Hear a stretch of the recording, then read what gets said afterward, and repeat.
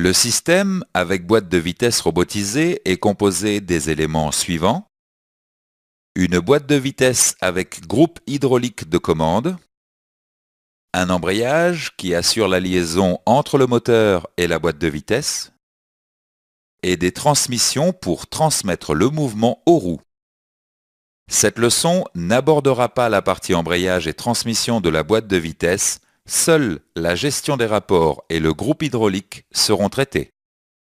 La boîte de vitesse robotisée est une boîte de vitesse mécanique classique équipée d'un bloc électrohydraulique.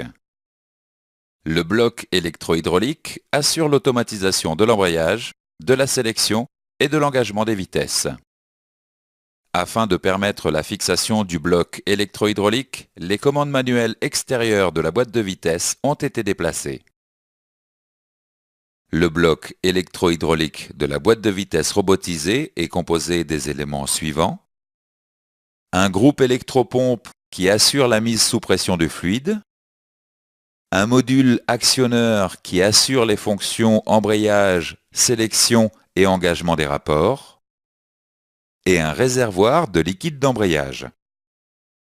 Le groupe électropompe génère la pression nécessaire au fonctionnement des éléments hydrauliques et se compose des éléments suivants. Une pompe à engrenage entraînée par un moteur électrique, un accumulateur de pression, un réservoir et un capteur de pression. Voyons plus en détail le fonctionnement du groupe électropompe. La pompe à engrenage, alimentée par un moteur électrique, aspire le liquide contenu dans le réservoir et génère la pression nécessaire à la charge de l'accumulateur. Le liquide sous pression pousse la membrane de l'accumulateur et comprime l'azote contenu derrière la membrane. L'accumulateur absorbe ainsi les pulsations de la pompe et fournit une pression constante dans le circuit hydraulique. À l'arrêt de la pompe, un clapet empêche le retour du liquide dans la pompe. L'azote contenu dans l'accumulateur se détend et restitue la pression accumulée. Lorsque le capteur de pression indique que la pression du circuit n'est plus suffisante, le cycle recommence. Afin de protéger le circuit de toute impureté, le liquide hydraulique est filtré en amont et en aval de la pompe.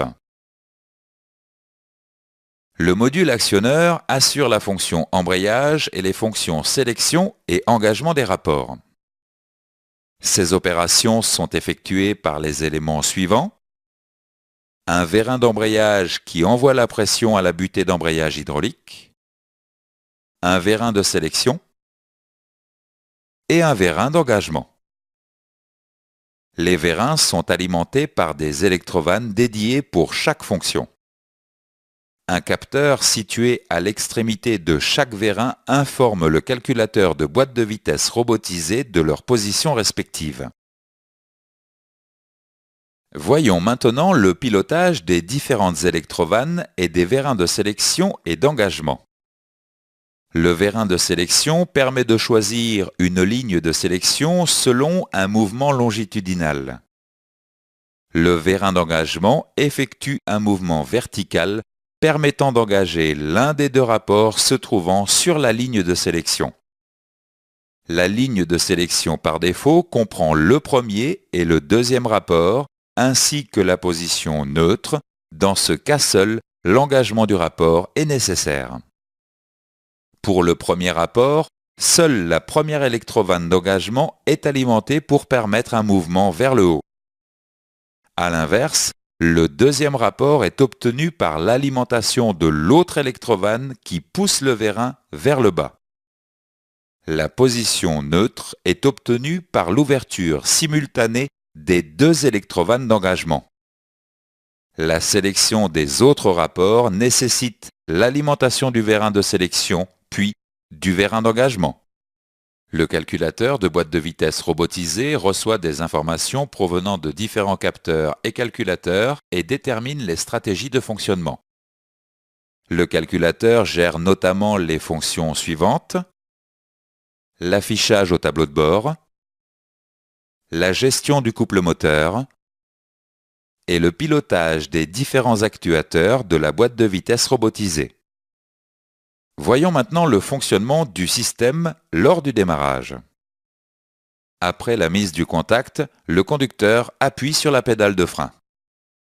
L'information du contacteur de pédale de frein est transmise au calculateur de boîte de vitesse robotisé qui autorise le démarrage du moteur par l'intermédiaire de l'UCH.